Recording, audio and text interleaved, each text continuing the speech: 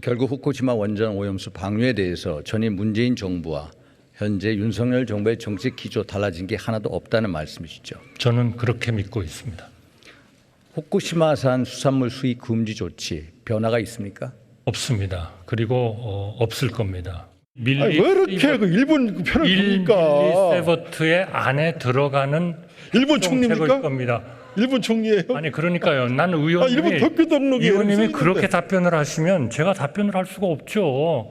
후쿠시마에서 방류하기도 전에 괴담부터 유포해가지고 당장에 횟집의 피해가 지금 심각합니다. 지난 3일 민주당이 부산 서면에서 집회를 하는 바람에 애꿎은 부산 횟집이 다 피해를 보고 있습니다. 올여름 휴가철 횟집 장사 망하게 생겼습니다. 누가 책임지겠습니까? 해양 투기가 시작된다는 보도를 접하고 어민들은 아무 죄 없이 억울하게 형집행을 기다리는 사형수 같은 심정이라고 불안에 떨고 있습니다.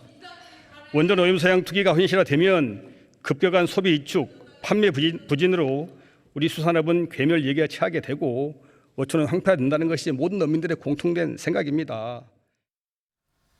네, 한 주간의 여론 흐름 짚어보겠습니다. 배종찬 인사이드 K 소장, 이은영 휴먼앤데이터 소장 나오셨습니다. 어서 오십시오. 네, 안녕하십니까? 네, 윤석열 대통령 지지율이 갤럽과 미디어 토마토에서는 전주와 동일했고 리얼미터와 아랜서치에서는 소폭 하락했습니다. 지난 한 주 대통령 지지율 흐름 전체적으로 어떻게 봐야 합니까? 네, 뭐 주춤한 모습입니다. 네. 외교로 올라가던 지지율, 최근 들어서 행보 주춤한 모습인데 가장 큰 이유는 민감한 이슈들이 등장했습니다. 후쿠시마 이슈도 있고요. 또 대통령 집회 시위 관련된 이슈도 있고 여러 가지 여야 간에 충돌한 이슈들이 있습니다. 중도 또 무당층 또 MZ 세대들이 어느 한쪽으로 가지 못하고 있는 네. 그런 상황 속에서 진영 간 대결 구도가 계속되고 있는 모양새로 나타나고 있습니다. 이은영 소장님, 일본 후쿠시마 원전 오염수 방류 논란이 윤석열 대통령 지지율에 미치는 영향은 어떻습니까? 지금 7월에 일본은 방류한다 뭐 이런 계획을 세우고 있잖아요. 그렇습니다. 그래서 이게 지금 대통령 지지율에 미치는 영향이 저는 굉장히 크다고 보고 있고요. 갤럽에서 금요일 날 나온 자료를 보면은 부울경 지역에서 대통령 지지율이 지난 조사 대비 1%포인트 하락을 했는데 부정평가는 3%포인트가 상승을 했어요. 네. 그래서 52에서 55가 됐고, 그 다음에 지금 이제 괴담 프레임을 놓고서 이제 여야가 굉장히 치열하게 대치를 하고 있는데, 이 괴담 프레임이 영남권, 부울경 지역이나 TK 경북, 대구 경북 지역에서는 잘 먹히지가 않는 상황입니다. 그래서 지금 민주당의 장외 집회가 정당한 대응이다라는 의견이 50%가 넘게 나타나고 있어서 이게 이제 진짜 실제로 방류가 이어지게 되면 대통령 지지율이 좀 하락할 가능성도 있다 이렇게 보고 있습니다. 배 소장님, 윤석열 대통령이 2024학년도 수능을 5개월 앞두고 사교육부와 그 수능 출제 관련 언급을 하면서 교육계, 학생, 학부모 사이에 논란이 있는데요. 향후 지지율에는 어떤 영향을 줄까요? 그렇죠. 이걸 빨리 수습 못하면은 부정적일 수밖에 없는 거죠. 왜냐하면 우리 대한민국에서는 어떤 다른 이슈보다도 입시와 관련되는 이슈는 파급 영향이 클 수밖에 없거든요. 네. 만 5세 취학 연령도 상당히 큰 타격을 주지 않았습니까? 그런 만큼 뭐 쉬운 수능이다 또는 뭐 공정한 수능이다 이게 이제 자칫 영향을 줄 수 있기 때문에 조금 더 수습하는 모습입니다. 그래서 빨리 수습이 되면은 그 파장이 이제 좀 잦아들 텐데 네. 그렇지 않으면 상당히 영향을 줄 수밖에 없는 것이 어떤 이슈든 간에 논란, 혼선 이게 길어지면 영향을 줄 수 있는데 입시기 때문에 지금 뭐 수능이 얼마 안 남았습니다. 그래서 더 큰 영향을 줄 수 있고 지금 또 대통령실도 수습을 해나가는 상황인데 교육부도 그렇고 네. 자칫 잘못하면 학부모청 특히 이제 입시는 여야가 따로 없습니다. 진영이 따로 없기 때문에 이게 어떤 지지층 우리가 응답자 특성으로 보면은 뭐 중도 아니라 뭐 여야 다 영향을 주기 때문에 빨리 수습이 필요한 이슈가 바로 이 이슈입니다. 이은영 소장님 보시기에 네. 입시 관련한 이슈는 어떻습니까? 민감도가 다른 이슈 못지않게 큽니까? 엄청나게 크고요. 이게 이제 학령기 부모들이 굉장히 관심을 갖고 있어서 그 사이즈는 적지만 이게 상당히 거의 대부분이 주부층이 관심을 갖는 내용이거든요. 특히 이제 최근에 그 교육부가 AI 디지털 교과서를 2025년부터 적용하겠다고 그래서 굉장히 지금 그 문제만으로도 굉장히 좀 술렁이고 있었는데 갑자기 수능을 물수능을 하겠다. 이거 결국 어떤 이야기냐면 격차를 더 확대하게 되는 방향으로 갈 수도 있는 이야기들을 너무 지금 준비 없이 지금 꺼냈다라고 볼 수 네. 있겠습니다. 당 지지율 보겠습니다. 이 소장님, 갤럽 한국과 리얼미터 RN서치 조사를 보니까 국민의힘 지지율은 소폭 하락했고 민주당 지지율은 소폭 상승했습니다. 네. 한 주간의 정당 지지율 흐름은 어떻습니까? 일단은 지금 그 여러 가지 악재들이 민주당에 쏟아지고 있음에도 불구하고 국민의힘이 그 당 지지율 상에서 반사이익을 그렇게 크게 얻지 못하고 있는 흐름이 나타나고 있고요. 네. 그다음에 대통령 지지율보다 지금 여당인 국민의힘 지지율이 낮습니다. 특히 이번 갤럽 조사에서는 그 당대표 직무평가가 같이 나왔는데요. 네. 김기현 대표가 지금 취임 100일 맞았는데 29%밖에 직무평가가 나오지 않았어요. 근데 이거는 대통령 지지율에 비해서도 6%포인트가 낮은 숫자고 당 지지율에 비해서도 5%포인트가 낮은 숫자여서 네. 사실 이 정당 지지율의 흐름은 당대표의 그 영향이 굉장히 중요한데 지금 상당히 리더십 발휘가 안 되고 있다 이렇게 볼 수 있겠습니다. 이은영 소장님 방금 말씀을 예. 했습니다만 배 소장님 예. 김기현 대표와 이재명 대표 모두 긍정평가보다 부정평가가 2배 정도 많은 것으로 나타났습니다. 여야 대표의 역할 수행 평가 이게 어떤 점을 의미합니까? 일단 바닥이죠. 그러니까 두 당의 대표 모두 제 역할을 못하고 있다. 김기현 대표는 지금 윤석열 대통령이 주도하기 때문에 이 그래프를 좀 계속 보여주세요. 잘하고 있다가 29밖에 안 됩니다. 그러니까 당대표로서의 존재감이 안 나오고 있다. 윤석열 대통령이 사실상 당을 주도하고 있다. 현실적으로 그런 상황이 되고 있다 봐야 될 것 같고요. 근데 더불어민주당을 보시면 또 이재명 대표도 잘하고 있다가 32밖에 안 돼요. 그러니까 윤석열 대통령 잘못하고 있다. 국정 잘못되고 있다. 국정 파탄나고 있다. 이렇게 계속 공격을 하고 있는데 정작 이재명 대표도 이걸 국정 운영과 비교를 해보면 이재명 대표도 32예요. 그러니까 이재명 대표도 잘못하고 있다가 60이에요. 네. 그러니까 이재명 대표도 대통령 국정 운영과 비교를 해보면 별로 더 나은 게 없어요. 그러니까 이재명 대표나 대통령 지지율이나 여당의 대표나 뭐 다 지금 잘하는 게 없어요. 네. 짧게 덧붙이면은 네. 지금 저걸 하나의 문항만 비교해서 보시면 안 되고 대통령 지지율과 정당 지지율과의 연계성 속에서 봐야 되는데 사실 지금 대통령 지지율도 부정평가가 57이에요. 그러니까 잘하는 사람이 지금 아무도 없는 거예요. 네. 네. 총선 얘기해 보겠습니다. 이은영 소장님. 네. 동아일보 의뢰로 리서치의 조사 결과를 보면 네. 내년 총선의 최대 승부처로 꼽히고 있는 수도권에서 유권자의 표심이 팽팽한 것으로 나타났습니다. 뭐 네. 현 시점의 조사입니다. 네. 21대 총선과 비교해서 여야의 격차가 그러면 많이 좁혀진 겁니까? 이게 이제 이 조사가 서울, 경기, 인천 800샘플 정도씩 해가지고 조사를 한 결과인데요. 일단은 지난 2020년에 있었던 총선과 득표율과 이번에 이제 정당이라든지 여러 가지 지지율을 같이 이제 비교해서 봤을 때 그때의 여당과 야당, 그러니까 그 당시에는 야당이 국민의힘이었는데 그때와 격차가 많이 좁혀졌다는 게 이제 데이터상으로 나왔습니다. 그런데 이제 여기서 중요한 거는 좁혀진 그 사이에 정권 교체가 있었다라는 걸 우리가 좀 염두에 둬서 봐야 될 것 같고요. 네. 그리고 지금 견제론과 안정론, 그러니까 전체 총선의 여론의 프레임을 만드는 견제론과 안정론까지 같이 대입해서 봤을 때는 견제론이 상당히 지금 높게 나왔거든요. 서울, 네. 경기, 인천 다 높게 나왔습니다. 그에 반해서 이제 민주당을 지지하겠다라는 의견이 국민의힘을 지지하겠다라는 의견보다 높지만 견제론보다는 지금 낮기 때문에 이거는 결국에는 이제 공천 과정에서 얼마나 새로운 인물, 세대 교체 이런 것들이 잘 이루어지느냐에 따라서 지금 현재 야당의 민주당이 견제론까지 올라갈 수도 있는 그런 잠재력을 확보할 수도 있다 이렇게 볼 수 있는 결과입니다. 배 소장님. 네. 특히 서울 지역을 보면 권역별로 좀 나눴던데요. 도심권인 뭐 용산, 종로, 중구, 네. 동남권은 강남, 서초, 송파, 강동, 서남권은 강서, 관악, 구로, 금천, 양천, 영등포. 이 국민의힘과 민주당이 오차 범위 내에서 경쟁을 벌이고 있습니다. 그렇죠. 그러니까 내년 총선에서 가장 격전지로 꼽힐 지역구는 어디입니까? 서남권이죠. 서남권. 왜 서남권이냐? 여기가 많네요. 예. 그러니까 이제 많은 것도 많은 거지만 강남권은 대체적으로 보수 정당의 텃밭이잖아요, 그죠? 네. 그리고 서울도 종로는 보궐선거인가요?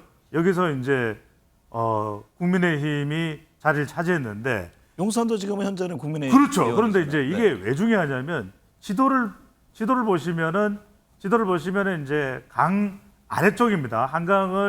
한강을 사이에 두고서 이제 강 아래쪽은 지금 서울은 많은 지금 지역에서 더불어민주당이 현역이에요.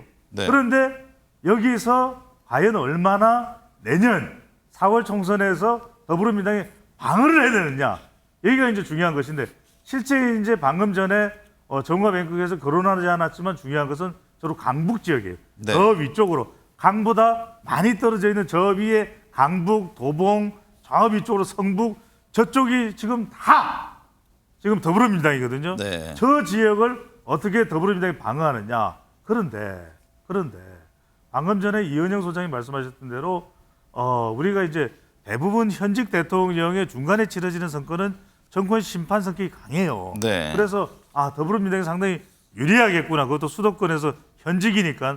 그런데 지금 흘러가는 판세를 보면은 선거 구도는 정권 견제나 심판 성격이 강한데 더불어민주당이 그 경쟁력을 발휘 못하고 있어요. 네. 그래서 저는 내년 선거에서 서울이 가장 중요한데 서울에서도 강에서 좀 한강에서 멀리 떨어져 있는 지역, 강 남쪽으로나 북쪽으로나 이 지역들이 가장 네. 중요해 보입니다. 이은영 소장님. 네. 광역 단체 자치단체 중에서 가장 많은 지역구를 보유한 게 경기도잖아요. 그렇습니다. 예. 6개 권역별 표심을 보니까 여야가 접전을 벌이고 있는 가운데 민주당이 3개 권역에서는 오차 범위 밖으로 예. 국민의힘 앞서는 것으로 나타났다고 하는데 경기도의 표심은 전체적으로 어떻게 봐야 합니까? 일단은 지금 이 조사에서는 경기도를 6개 권역으로 나눠서 봤는데 이제 저희가 여론조사상에서 볼 때는 크게 이제 경기 남부와 북부 2개로 보고 있고요.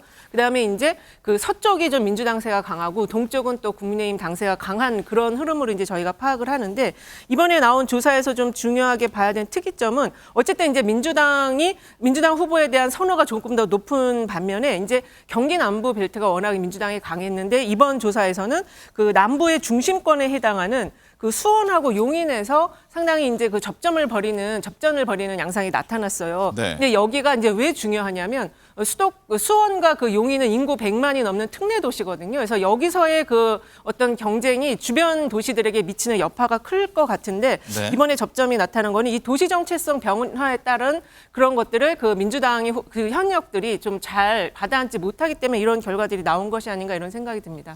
배 소장님, 경기 네. 수원 용인 쪽을 보면 국민의힘 지지율이 민주당보다 높은 것으로 나타났습니다. 이쪽 경기 남부 중심권은 21대 총선 작년 대통령 선거에서 민주당 후보가 더 높은 표를 얻은 곳이잖아요. 그렇죠. 유권자 표심이 변화한 이유는 뭐라고 몇 보세요? 가지 이유가 있어요. 그러니까 이제 극적으로 변하게 되는 지점이 되는 것이 이제 지난해 6월에 지방선거입니다. 그러니까 네. 이 경기도도 상당히 더불어민주당이 강세 지역이었는데 지난 6월 지방선거 때 더불어민주당이 참패를 합니다.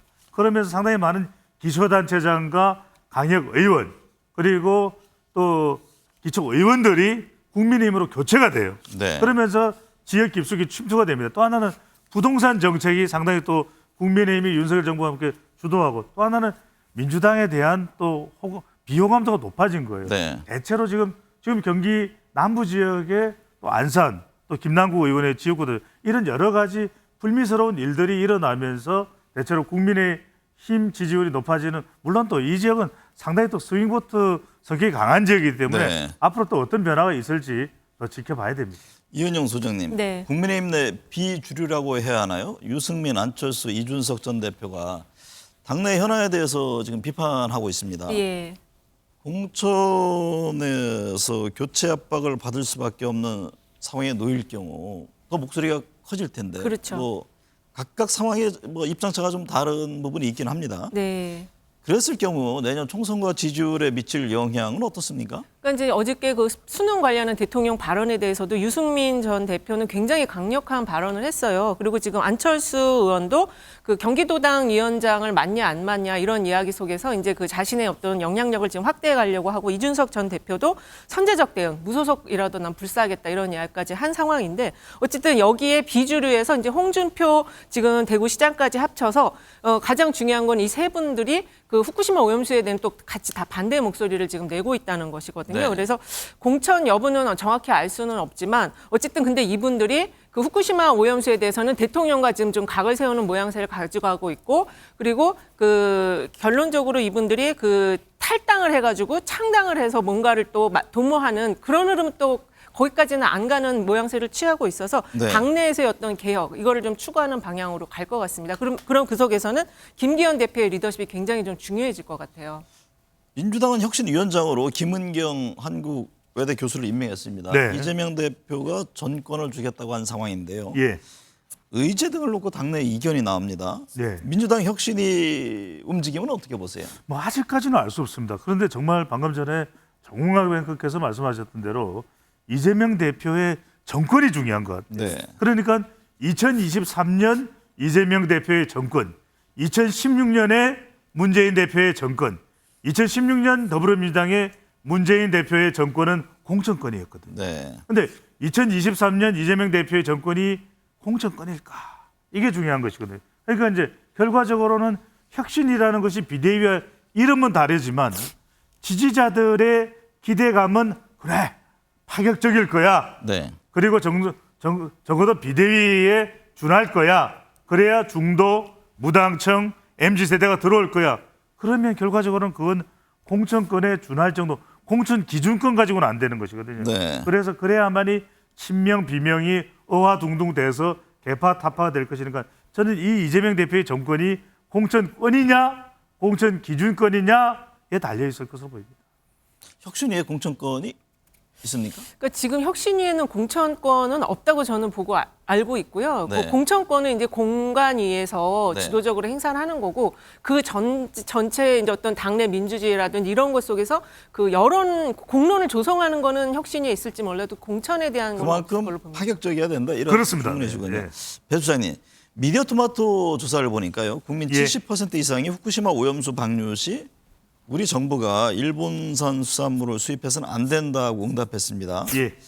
보수 지지세가 강한 60대 이상 영남 지역에서도 수입 반대인데 이게 향후 전국에는 뭐 지속적으로 그럼 영향을 주게 됩니까? 질 수밖에 없습니다. 그래서 제가 왜냐면 먹거리거든요. 네. 근데 횟집을 갔는데 우리 한국 사람들도 지금 회 좋아하거든요. 뭐 먹을까? 회 아니면 고기지. 고기 아니면 회야. 그런데 이제 회를 먹는데 후쿠시마가 생각나면 이게 여파가 커지는 것이거든요. 네. 그래서 그럼 회를 안 드시게 되나요? 그럴 수 있죠. 그리고 회를 리필을 안 하게 됩니다. 네. 참치회를 리필을 안 하게 되면 타격이 있고요. 그래서 제가 우리 시사 스페셜을 통해서 스페셜하게 분석을 했던 게 바로 수시국 해법입니다. 수시국 수산물은 선을 그어라. 수산물은 검역 안 돼. 그다음에 네. 시는 시찰단의 내용을 명쾌하게 분석을 해라. 세 번째는 뭐냐면 이게 국제 원자력 기구입니다. 네. 국제 원자력 기구의 내용에 대해서는 방류를 할 수밖에 없는 명확한 과학적 검증이 된다. 그는 뭐 우리가 어찌할 수 없는 도리였을 겁니다. 네. 그래서 우선적으로는 수산물에 대해서는 선을 분명히 긋는 조치가 필요합니다. 네. 짧게 덧붙이면 지금 정부 여당이 이 수산물 수입에 대해서도 아직 강력한 어떤 메시지를 내지 않고 있고요. 그리고 지금 소금 파동이 일어나고 있어요. 그래서 네. 이제 실제 소비자들은 이 문제를 굉장히 좀 체감적으로 심각하게 받아들이고 있다고 볼 수 있겠습니다. 이은영 소장님, 박근혜 정부 핵심 인사였던 우병우 전 청와대 민정수석, 최경환 전 부총리 내년 총선 출마 얘기가 나옵니다. 네, 그렇습니다. 박 전 대통령 측근들의 총선 출마 시 여론은 어떨까요? 일단은 이게 지금 조국 전 민정수석까지 같이 이야기가 나오면서 뭐 서로 양당에서 우나땡이다, 뭐 조나땡이다 이런 그러니까 조국이 나오면 땡큐다, 우병우가 나오면 땡큐다 이런 얘기가 나오고 네. 있는데요. 가장 중요한 거는 각 정당에서 이 두 분들을 공천을 할 것인지 여부. 근데 오늘 벌써 이야기 나오는 것들이 당내 인사들이 벌써 부정적인 기류를 받을 수 없다라는 이야기를 계속 하고 있고요. 그다음에 네. 두 번째는 이제 후견인들이 과연 나설 것이냐. 후견인이라는 거는 우병우 전 민정수석이 대통령, 그러니까 그 당시 박근혜 전 대통령께서 이 부분에 대해서 후견인의 어떤 목소리를 내줄 것이냐 좀 어렵다고 많이 보는 것이죠. 네. 무소속으로 만약에 움직일 경우에는 더 쉽지 않다고 그렇게 보는 건가요? 봐야죠. 왜냐면은 지금 정당 없이 무소속으로 나왔을 때는 승리 네. 가능성이 굉장히 우리나라는 떨어지거든요. 배 수장님, 민주당에서 방금 말씀하셨듯이 조국 전 장관의 내년 총선 출마를 놓고 여러 가지 이야기가 나옵니다. 네네. 조 전 장관 측근인 뭐 황현선, 윤재관, 박성호 전 선임 행정관이 총선을 준비하고 있다. 네. 이런 얘기까지 나오는데 정치권과 여론 조 전 장관의 출마 어떻게 보고 있습니까? 일단 여론을 제가 뭐 데이터를 분석하는 사람이니까 전체적인 여론은 부정적입니다. 근데 네. 국민의힘 지지층 여론은 극도로 부정적입니다. 근데 더불어민주당 지지층의 여론은 대체로 긍정적입니다. 네. 그런데 중도층 여론은 좀 부정적인 여론이 더 많습니다. 자, 그래서 출마를 할 거냐 말 거냐 길 없는 길을 이야기를 했거든요. 그리고 또 문재인 전 대통령을 만났습니다. 이런 정황적 정성적인 그러니까 이 통계적 분석, 수치적인 퀀티테이티브 분석이 아니라 퀄리테이티브 분석을 하면 이런 정황을 보고서는 출마를 안 하는데 이럴 리가 없다. 네. 그렇다면 조국 전 장관은 대체로 출마할 가능성이 높아 보인다. 그렇다면 박지원 전 원장은 신당을 창당해서 그렇죠. 광주에서 출마할 것이다. 그래서 이런 지금 전망을 했어요. 박지원 정치구단 전 원장의 신광설은 뭐냐면 신당 광주설이고요. 네. 그다음에 김의겸 의원의 또 무소속, 왜냐하면 김의겸 의원이 이런 이야기했습니다. 민주당과는 무관하다 그래서 무소속 관악설, 이게 이제 무관설과 신광설이 두 개가 지금 나와 있는 상태죠. 짧게 네. 덧붙이면 지금 네. 호남권에 개혁 인사를 보내야 되겠다. 그래서 조국 장관 신당설이 그런 일환에서 나오는 거고요. 추미애 전 장관도 보낸다. 호남으로 광주로 보낸다. 이런 이야기까지 나와서 어쨌든 지금 이 호남 지역에 뭔가 개혁적인 바람을 일으키겠다라는 내부 논의는 있는 것 같은데 조국 장관이 실제로 창당할 것인지 이거는 또 별개의 문제인 것 네. 같습니다. 이은영 소장님, 네. 황보승이 국민의힘 의원의 불법 정치자금 수수 의혹 또 사생활 논란이 이어지고 있는데요. 네. 사실혼 관계라고 하죠. 남성이 내년 총선 출마를 준비하고 있다. 뭐 이런 얘기까지 나오던데. 예.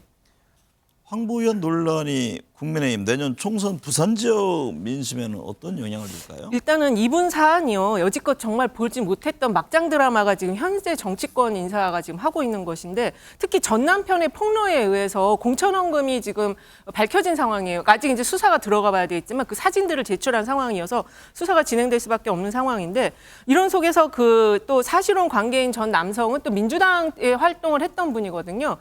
과연 이런 분들을 공천을 당해서 줄 수 있는지 좀 납득이 잘 안 되는 상황이 지금 펼쳐지고 네. 있는 것 같습니다. 배 소장님, 예. 국정원 내 고위직 간부들 인사가 번복되고 대기 발령 조치가 이루어지면서 뭐 정치권 중심으로 각종 의혹이 지금 제기되고 있잖아요.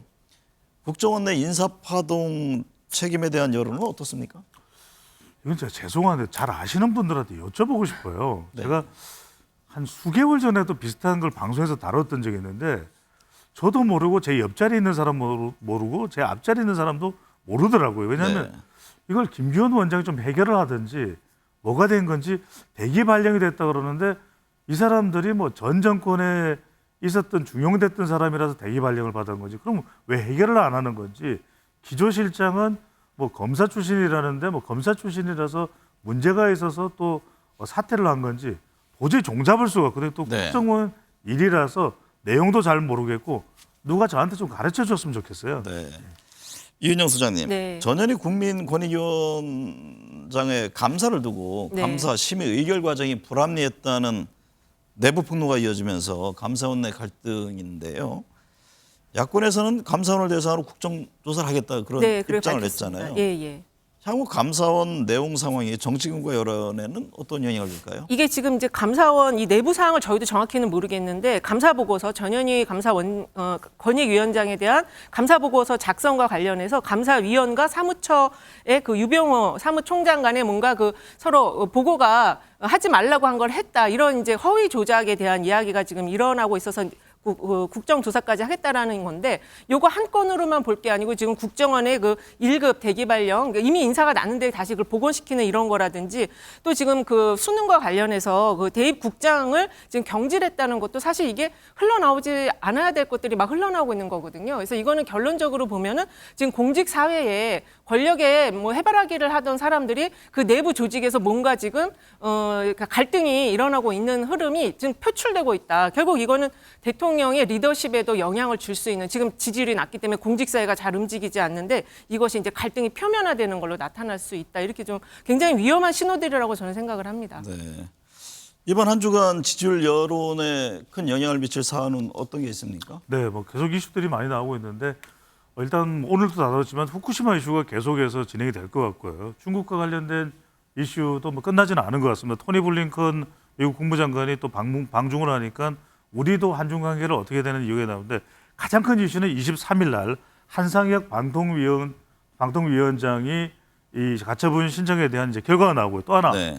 이낙연 전 대표가 24일 기훈 예정입니다. 네. 과연 이것도 어떤 결과를 가져올지 또 이동관 특보가 방통위원장으로 지명을 받는다면 과연 어떤 여론 파장이 올지도 주목을 해봐야 될 것으로 보입니다. 이은영 소장님은 어떤 점을 주목하고 계세요? 지금 그 민주당의 장외 집회, 후쿠시마 오염수 관련 장외 집회가 상당히 좀 호응을 받고 있는 것 같아요. 그래서 이번에 오염수를 핵폐수로 지금 명칭 변경까지 시도를 했거든요. 그래서 이 후쿠시마 오염수 문제가 굉장히 영향을 미칠 수 있다고 생각이 들고, 그다음에 아까 그 황보승희 의원의 그 개인사를 포함한 여러 가지 이상한 문제들은 지금 이번에 정당 지지율에는 좀 반영이 안 됐거든요. 아마 다음 주쯤에는 이 내용도 좀 반영이 되지 않을까. 이게 막 가정 폭력까지 다 공개를 하는 상황이어서 이런 것들이 상당히 좀 부정적인 영향을 줄 것 같습니다. 당 지지율에. 차관 인사 단행 얘기도 나오는데 그렇습니다. 어떤 공직사회 분위기 쇄신에는 그건 도움이 안 될까요? 근데 이게 지금 차관 인사가 일단은 중요한 건 장관 인사인데 장관을 지금 뭐 하겠다는 사람이 인청 때문에 인사청문회 때문에 하겠다는 사람이 없으니까 차관 인사인데 차관들도 지금 원래 공무원들이 아니고 네. 예, 어용들을 이용한다고 해서 좀 평가가 좋지 않을 것 같습니다. 네.